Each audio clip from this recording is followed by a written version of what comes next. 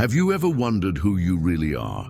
Not what they put on your ID, not the position you hold, not what your parents, friends, or society expect of you, but you, for real. From the moment we are born, a story begins to be written by hands that are not ours.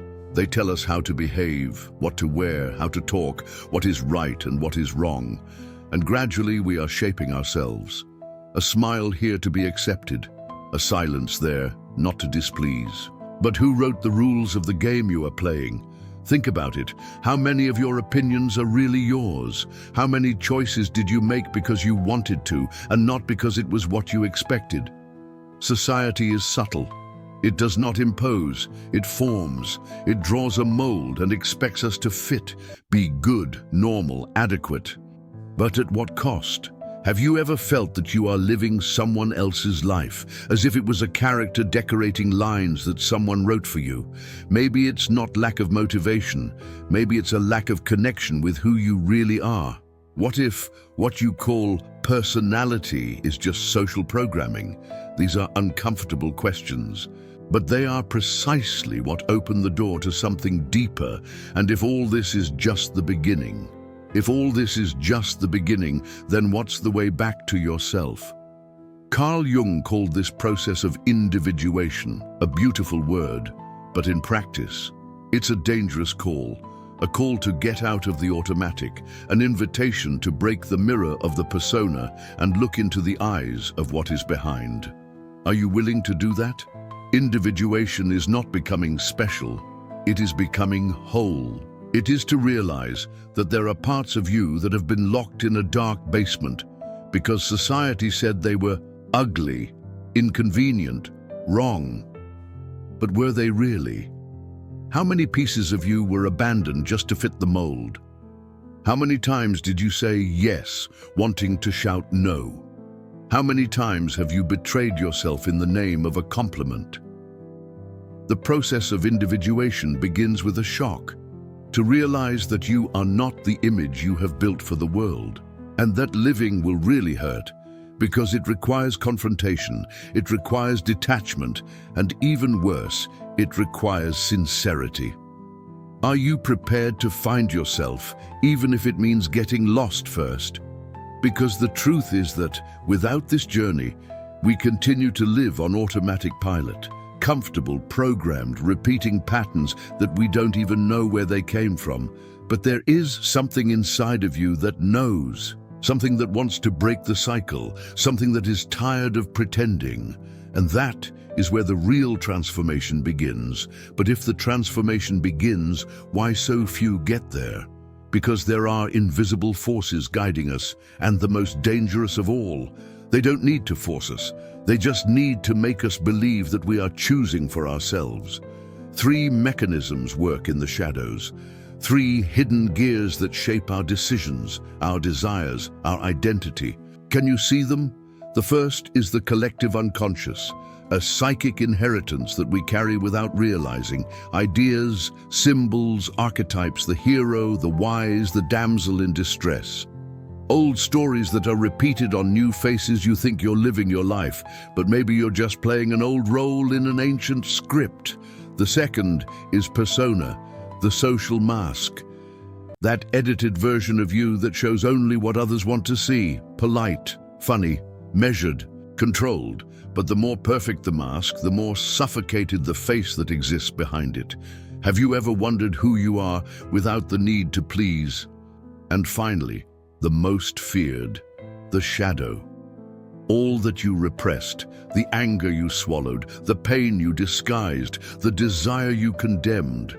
It's all there, and as long as it is not seen, felt, and integrated, the shadow lives for you, chooses for you, loves, saboteur, decides without you notice. Jung said, until you become conscious, the unconscious will direct your life and you will call it fate. Is what you call bad luck, not just your shadow acting behind the scenes. These 3 mechanisms are not villains, but if you do not recognize them, they take control. And the question that remains is, who is really at the wheel of your life? Perhaps, deep down, you already know the answer. If there is a stage, Society is the great, invisible director behind the show. She does not shout orders, she whispers patterns. It does not impose, it rewards those who adjust and punishes silently who dares to go out of line. Have you ever stopped to think who defined what success is? Who said that happiness is a new car? What purpose is a profitable career? What good is always available, even if it costs your sanity? Perhaps you are running after something that was never yours. We live in a showcase. Instagram, LinkedIn, feed, stories. Everyone trying to look more successful, more balanced, happier than they really are. But what happens when the reflection of the window does not match the emptiness that you feel inside? The truth is brutal. A lot of people are trying to win a game they didn't even want to play, following goals they haven't even chosen, seeking approval from people you don't even admire. The most subtle of controls is one that disguises itself as freedom. Choose what you want, they say, but they only offer 3 options. And if you dare to choose something out of it, it becomes strange, radical, too different. It is easy to confuse conformity with consciousness, but they are opposites. The question that echoes is simple and uncomfortable. This life you are living is really yours? Or are you just playing a well-trained character in a collective theater? What if the only way to escape is to stop acting? Why is it so difficult to get out of this cycle? Because deep down, we all want to belong. We all want to be seen, accepted, loved. And that is where the darkest secret of external control resides. It does not impose itself by force.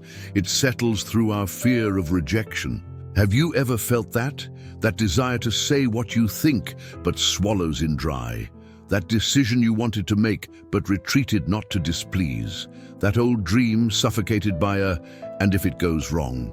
Behind all this is the desire to be validated, to hear you are enough, to finally feel that you belong somewhere. But the truth is that when we live in function of external acceptance, we become emotional puppets. And what moves the wires? Old wounds, unresolved traumas, childhood moments that taught that love must be deserved. Do you remember the first time you had to hide who you were in order to be accepted? Maybe it was a silly comment, a look of reproach, a comparison with someone better. But there, something broke and a dangerous idea was installed. To be loved, I need to be someone else. Since then, every choice you make may be being filtered by this invisible programming. And the most cruel, she masquerades as common sense, prudence, of being an adult. But inside you know that you are cheating. You know that you are living with the handbrake pulled. The question is, how long? Conforming is comfortable. It's predictable. It's safe. But what almost no one tells you is that there is a price. And it's not cheap. The more you conform to what they expect of you, the more you believe that you are doing it of your own free will. As if it were a choice. But it's not. It's conditioning. Have you noticed that? That feeling of being in control when in fact it is just responding to invisible commands. Be that way. Don't say that. Don't think differently. And you obey. Because it's easier, faster, less painful. But in the silence of conformity, something is dying. That spark of authenticity, the flame of curiosity, the creative impulse to be who you are, not who they expect you to be. It's like living in a cage with the door open, but afraid to go out, because the world outside is uncertain, and here inside at least is familiar. Have you ever felt this invisible prison? Have you ever caught yourself saying, "That's right. No use fighting. Everyone does." But who said that everyone is right?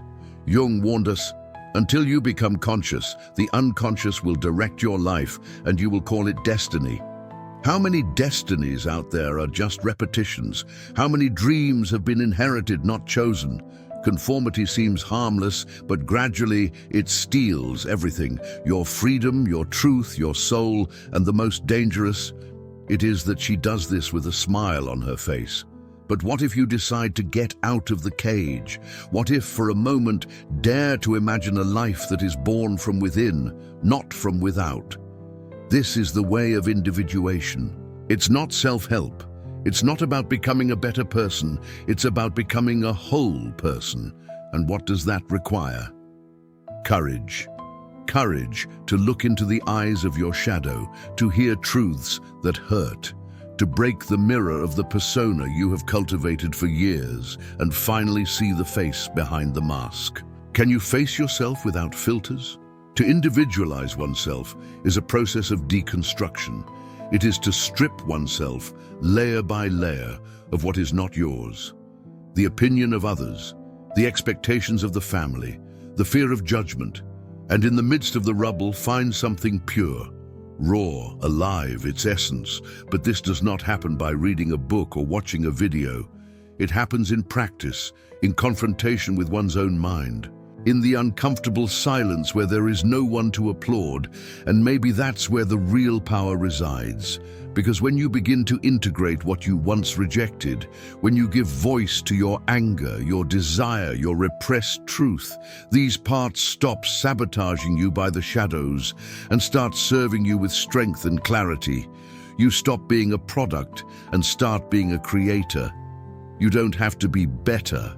You need to be honest with yourself, with your pains, with your lights, with your contradictions.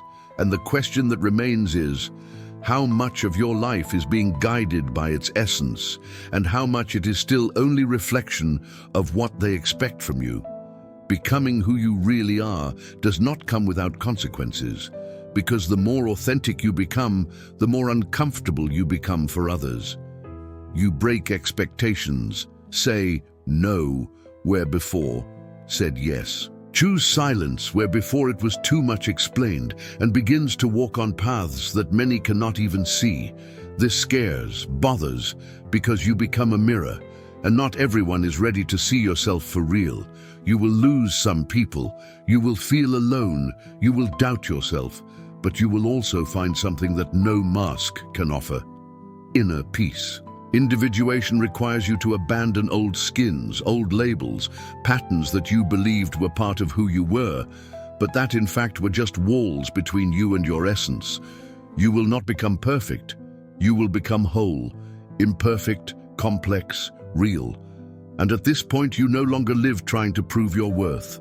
You live because being alive, your way, is enough. True freedom is not to do what you want. It's not to be hostage of everything that you never were. Are you ready for this? Or will you continue playing a role on a stage that was never yours? Did this video touch you in any way? So take a deep breath. Now imagine how many other people need to hear it too. Enjoy this video to reach who is still losing trying to fit. Subscribe to the channel. Here we do not wear masks, we take off. Take advantage and leave in the comments what the next step you will take to free your true self. And if you've come this far, I invite you to take the next step. Click on the next video and continue this journey back to yourself. Because sometimes all we need is someone to say, "You're not alone," until the next video.